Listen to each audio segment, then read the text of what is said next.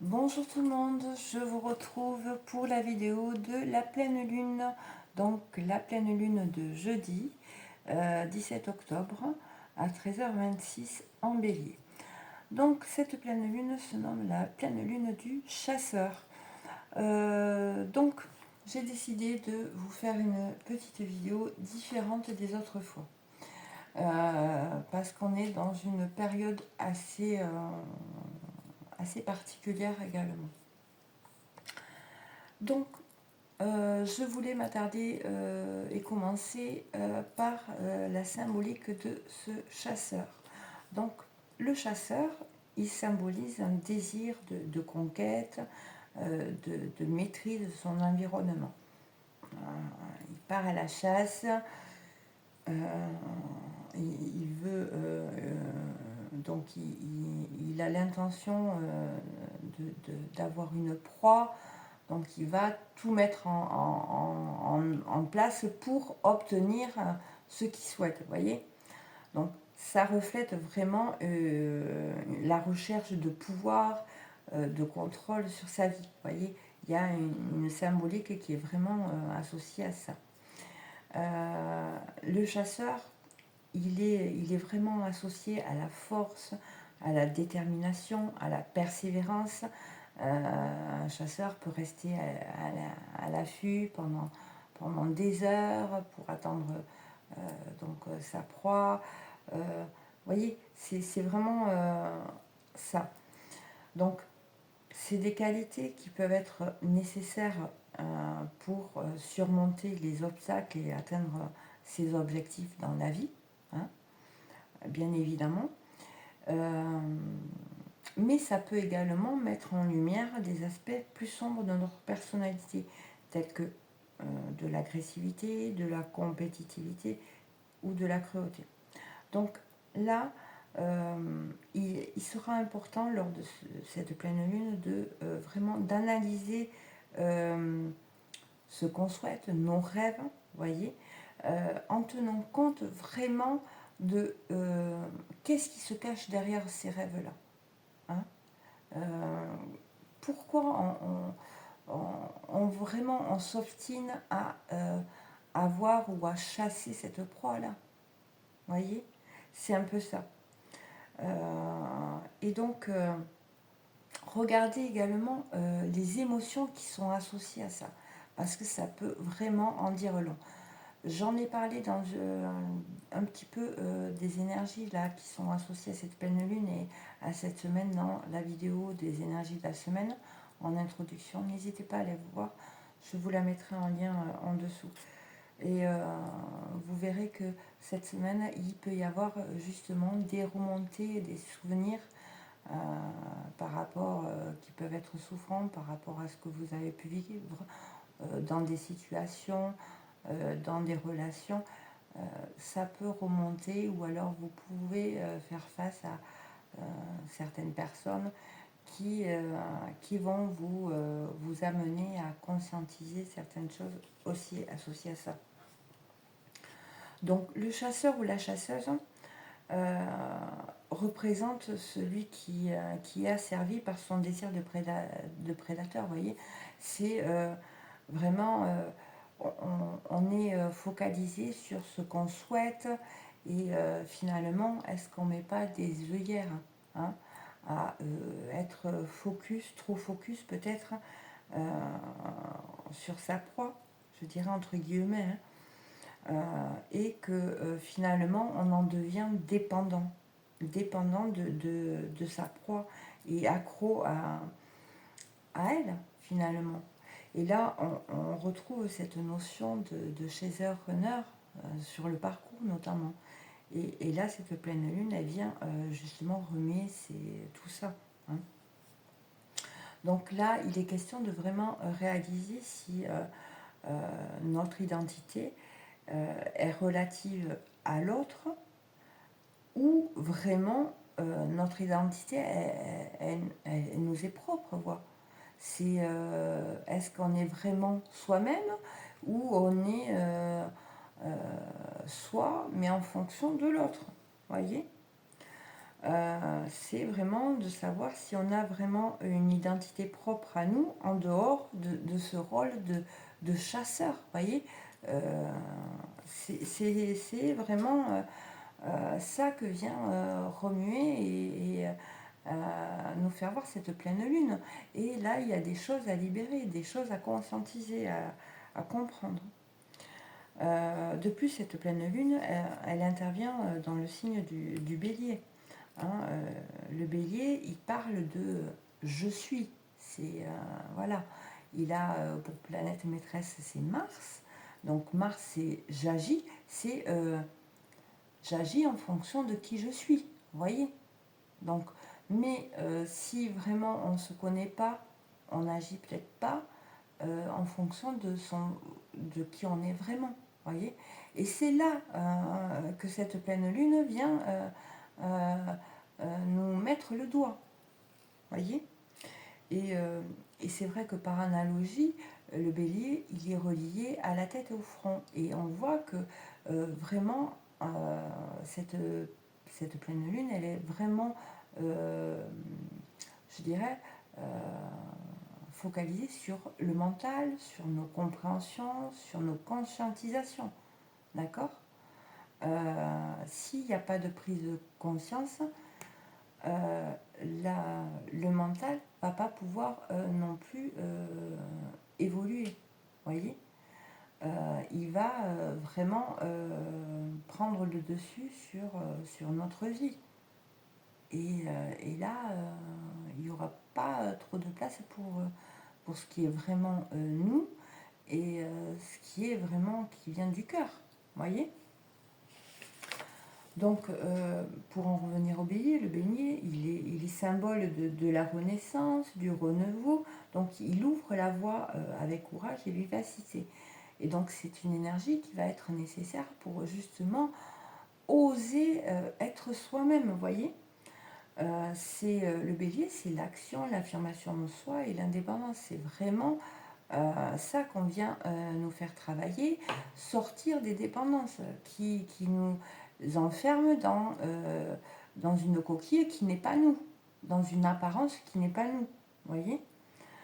Donc le bélier, c'est je suis, c'est le je suis qui s'affirme avec courage, combativité, indépendance. Il est aussi également question de trouver sa place au soleil. Pourquoi pas moi? C'est vraiment la question qu'amène aussi cette pleine lune. Pourquoi pas moi? Pourquoi je n'aurais pas droit au bonheur, etc. Pourquoi il faudrait que je fasse 100 000 choses, euh, que je m'adapte à tout le monde, etc. Vous voyez, c'est un peu ça. C'est vraiment euh, le droit d'exister tel qu'on est, être là, être en vie, vivre pleinement le moment présent. C'est vraiment, ça représente vraiment la force de vie, vous voyez. Donc, au moment des pleines lunes, on voit que le soleil et la lune sont en opposition. Donc, ça demande un équilibrage entre le yang et le yin et le yang, nos parts intérieures, mais aussi nous et l'extérieur, pour trouver justement une harmonie qui va nous permettre d'évoluer, d'acter des changements et d'être heureux surtout. Hein. Donc cette pleine lune, elle vient mettre en lumière tous les déséquilibres existants dans notre vie. C'est comment on pose nos actions, comment on s'affirme, comment on affirme notre indépendance à l'extérieur, potentiellement pour obtenir la vie sociale que nous convoitons, hein, que ce soit la situation professionnelle, personnelle, qui va vraiment potentiellement renvoyer une image flatteuse de notre personne. Et qui va certainement vraiment être en écho avec ses rêves, ses fantasmes qu'on a pu se faire. Hein. C'est vraiment obtenir la vie que l'on a rêvé, donc fantasmé, au travers bien souvent d'idéaux déformés par des croyances, des dépendances en lien justement avec une mésestime de notre valeur qui est sous-jacente à cela. Euh, et il peut y avoir de l'affirmation de soi sans la prise en considération de l'autre, qui peut se transformer en égoïsme, en soif d'indépendance. Donc vous avez pu le vivre ou le subir, voyez, sans compromis, voilà, une soif d'indépendance sans compromis, débouchant sur de l'oppression. Et tout cela peut découler du fait qu'il y ait des traumatismes liés à l'enfance où l'on n'a pas eu le droit de faire, de parler, on n'a pas été écouté, nos émotions n'ont pas été écoutées, et du coup, euh, il reste une peur d'être emprisonné dans quelque chose qui ne nous convient pas, qui subsiste en nous et qui provoque ce genre de comportement. Et c'est ça qui vient vraiment euh, faire remonter cette pleine lune. Il peut y avoir à l'inverse aussi le fait qu'on s'est trop plié à l'extérieur et on ne peut plus être soi-même, vous voyez, on n'a pas pu être soi-même et on s'est transformé en quelqu'un qu'on n'est pas pour justement être accepté, reconnu ou aimé, vous voyez. Et là, voilà, on a mis des masques juste pour, ben, voilà, tout le monde a besoin et envie de vraiment de reconnaissance et de participer, d'être inclus, pas exclu, vous voyez. Donc là, il sera vraiment nécessaire d'aller chercher cet équilibre-là dans cette dualité. Donc cette dualité entre intérieur et extérieur. Donc pour que l'image intérieure de qui nous sommes puisse correspondre à l'image extérieure que nous donnons aux autres, que nous renvoyons aux autres. Hein. C'est vraiment, il est question là, avec cette pleine lune, de travailler sur la conciliation de l'intérieur et de l'extérieur, en s'affranchissant, en s'affirmant, tout en développant, vous voyez, de l'empathie et ainsi sortir de la confrontation et de la dualité. Vous voyez, c'est vraiment pas partir dans les extrêmes, pas imposer et pas se soumettre, juste trouver un équilibre hein, qui nous permet également de sortir de la confrontation, de sortir je dirais, de pensées négatives. Je ne peux pas être moi, au risque de perdre mon boulot, d'être critiqué, comparé, etc. Vous voyez, je suis obligée de faire comme ça, ou on m'a appris comme ça, j'ai l'habitude de. Vous voyez, tous ces genres de choses qui peuvent vous empêcher justement d'être vous. Hein. Ou alors il peut y avoir des notions je veux ça et puis c'est tout. C'est à prendre ou à laisser. Vous voyez, il y a ces extrêmes-là euh, euh, qu'elle vient percuter cette pleine lune. Donc elle bouscule pour qu'on lâche certaines automatismes, certaines habitudes qui ont fait qu'on a pris une forme comme une chemise, on la repasse, on la plie, on la sort, elle a un pli. Voilà. Il y a une mémoire de forme. Il y a des mémoires de forme dans nos vies et qui nous bloquent, qui bloquent ce changement parce qu'on a pris l'habitude de. Vous voyez, c'est ça qu'elle vient remuer, cette pleine lune. Donc, cette pleine lune, elle intervient un jeudi. Alors, à chaque fois, je vous parle des jours et des heures parce que justement, les jours portent une énergie, tout comme les nombres, les heures, les dates, etc. Et c'est important parce que ça donne une information supplémentaire, complémentaire. Donc, le jeudi, c'est jour de Jupiter. Jupiter, dans la mythologie, est associé à Zeus également. Donc, Jupiter, il représente la manifestation divine spirituelle en l'homme. Voyez.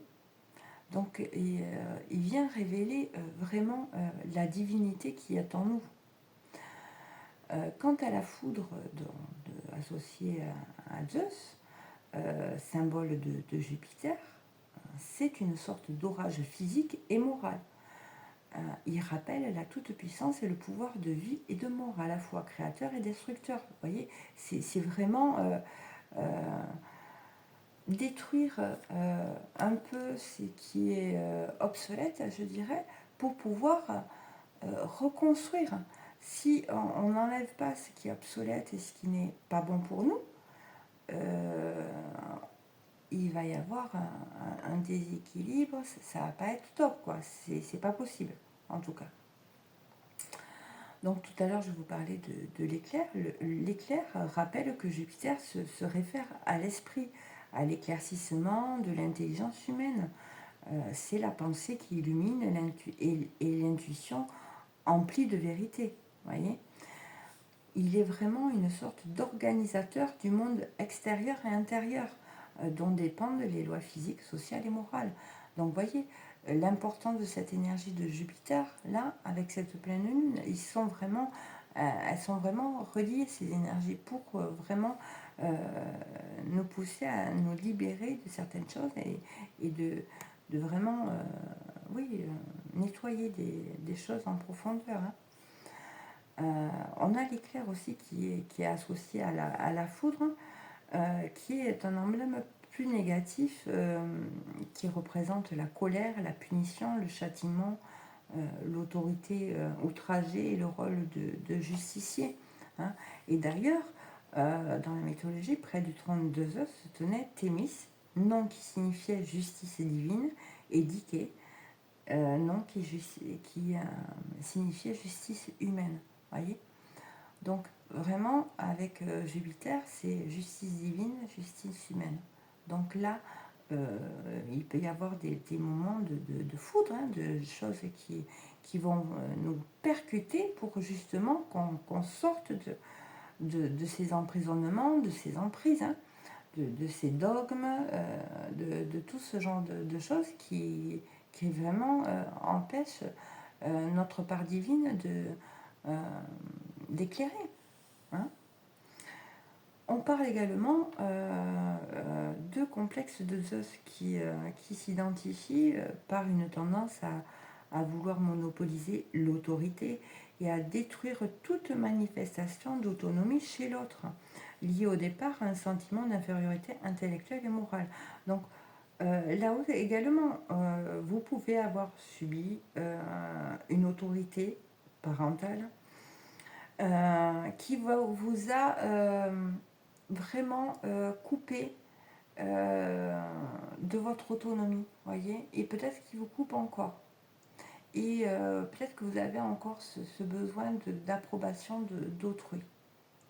Et en fait, il faut bien comprendre que ça vient de vraiment une mémoire qui est reliée à une autorité qui a été exercée sur vous. Hein. Et cette autorité, c'est vraiment, voilà, pas tomber dans oui, mon parent qui m'a fait subir ça, voilà, c'est le mal incarné, etc. Non, c'est vraiment comprendre que derrière se cache vraiment un sentiment d'infériorité. D'accord. Et bien souvent, quand on a été élevé d'une certaine façon, on a tendance à reproduire. Hein, sur différentes échelles. Donc, c'est également, il y a des choses à ce niveau-là à comprendre. On peut retrouver ce principe également dans le signe du Sagittaire, dont le maître est Jupiter également, mi-homme, mi-cheval, à la croisée des instincts primaires de survie et de la spiritualité. Parce que là, il est question de ça, c'est vraiment, vous voyez, on peut avoir, comme je vous l'ai dit précédemment, des réactions très, très vives, très égoïstes, parce que justement, c'est par instinct de préservation, c'est parce qu'il y a une insécurité.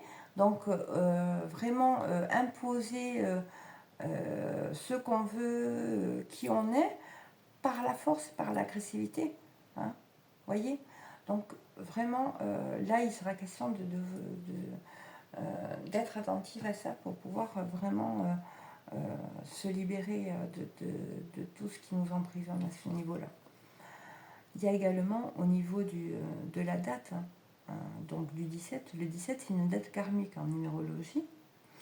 Le 17 c'est associé à l'arcane de l'étoile dans le tarot, qui est symbolisé par la guérison. Et là, la guérison se fera vraiment en sortant de dogmes, en fermant, en développant sa spiritualité, donc sa conscience, et en respectant l'intégrité de chacun et les valeurs humaines. Donc là, il sera question de vraiment sortir d'un pouvoir dominateur, sortir d'intransigeance, du violent possiblement, du fait on peut avoir un but d'imposer qui on est, d'imposer ce qu'on souhaite, etc. Et il peut y avoir aussi le fait d'endoctriner autrui, voilà, rallier à sa cause plein de personnes. Il y a aussi une volonté et une capacité à vouloir justement diriger les autres de manière agressive. Et ça, ça passera pas. Vous voyez, ça ne va pas passer avec cette pleine lune. Et donc, ça passera vraiment par le fait de respecter les valeurs de travail, d'effort constant pour soi-même et autrui. Donc là, il va falloir vraiment travailler sur notre personnalité et par rapport aux autres. Vraiment, la relation à l'autre, qu'elle soit rééquilibrée, vraiment cette relation avec l'extérieur. Ne pas être trop dans l'agressivité, ne pas être trop non plus dans la soumission, vraiment retrouver un équilibre. Il y a un équilibre à avoir entre dépendance et indépendance. C'est un juste milieu. Donc il sera aussi question de ne pas rester dans des attitudes superficielles, égoïstes, et qui fait qu'on laisse les autres faire à notre place, par laxisme, par manque d'implication, par manque de profondeur. C'est-à-dire que, oui, non, mais voilà, et il peut y avoir des excuses bidons qui sont avec. Hein. Donc, les relations, donc tous ces comportements peuvent vraiment porter potentiellement préjudice à vraiment un équilibre sentimental, familial, affectif, mais également professionnel. Voyez. Donc c'est ça que vient faire travailler cette pleine lune. Également libérer certaines mémoires liées à l'enfance qui ont fait que effectivement on s'est construit comme ça parce que y a quelque part en nous potentiellement un sentiment d'insécurité, d'infériorité. Voyez, c'est vraiment, ça peut être vraiment par protection. Donc voilà ce que je pouvais vous partager par rapport à cette pleine lune. J'espère en tout cas que ça pourra vous aider dans ce passage qui va être émotionnellement très intense. Voilà. Je vous remercie infiniment pour vos abonnements, pour vos likes. Merci beaucoup. Je vous embrasse très fort et je vous dis à très bientôt. Bisous.